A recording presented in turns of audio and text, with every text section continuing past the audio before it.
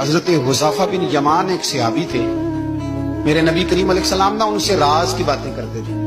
ہر بندے کا آزما ٹھیک نہیں ہوتا، سب سے راز کی بات نہیں کرنی چاہیے۔ حضرت حذیفہ بن یمان کہتے ہیں حضور راز کی باتیں بتاتے ہیں۔ مدینہ منورہ میں جو منافقین تھے ان کی لسٹ بھی نبی پاک نے حضرت حذیفہ بن یمان کو دی تھی۔ جب کوئی مشکوک آدمی مر جاتا نا تو صحابہ کہتے ہیں ہم دیکھتے اگر حضرت حذیفہ نے جنازہ پڑھا ہے تو ہم بھی جنازہ پڑھ لیتے۔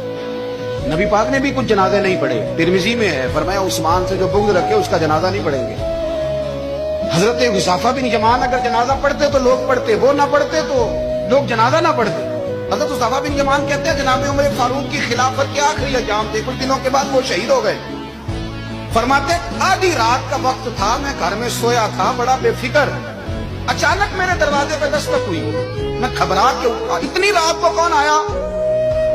قربان جاؤں، دروازے پہ گیا تو امیر المومنین فاروق اعظم دروازے پہ۔ میں نے کہا عمر کوئی حکم تھا تو مجھے بلا لیتے۔ کہنے لگے میں نا امیر بن کے نہیں آیا، تیرا ویر بن کے آیا ہوں۔ امیر المومنین کی حیثیت سے سرکاری کام سے بلاتا تو وہاں بلاتا، مجھے ایک ذاتی کام پڑ گیا۔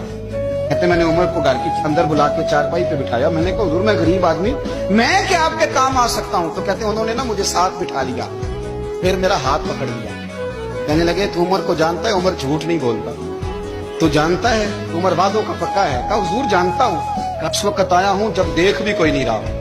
حضرت حذیفہ بن یمان کہتا ہوں پریشان ہو گیا، حضور پہلیاں نہ بجھوائے، مہربانی کر بتائیں کدھر آئے ہیں؟ حضرت عمر فاروق فرمانے لگے 62 سال کا ہو گیا ہوں، 63 میں چل رہا ہے، داڑھی سفید ہو گئی ہے، بل پک گیا، اٹھ فریدہ ستیا، داڑھی آ گئی دور، اگا نیڑے آ گئی، پیچھا رہ گئی دور، اب قبر اشر کا معاملہ صاف نظر آنے لگا ہے۔ کہا حضور مجھ سے کیا چاہتے ہیں؟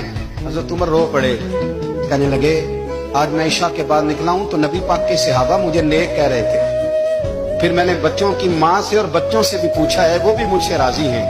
اور حذیفہ تیرے ساتھ نبی پاک راز کی باتیں کرتے تھے، سچ بتا کہیں عمر کا نام منافقوں میں شامل تو نہیں؟ سچ بتا ان منافقین میں تو شامل نہیں، کہیں اوپر سے تو نہیں سارا کچھ؟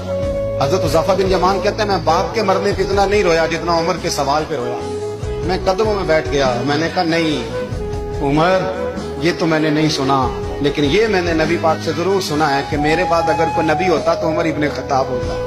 یہ میں نے اپنے کانوں سے سنا ہے کہ عمر جس گلی سے گزرے شیطان راستہ بدل جاتا ہے۔ یہ میں نے اپنے کانوں سے سنا ہے کہ 950 سال حضرت جبریل جناب عمر کی شان بیان کریں تو پھر بھی بیان نہیں ہو سکتا۔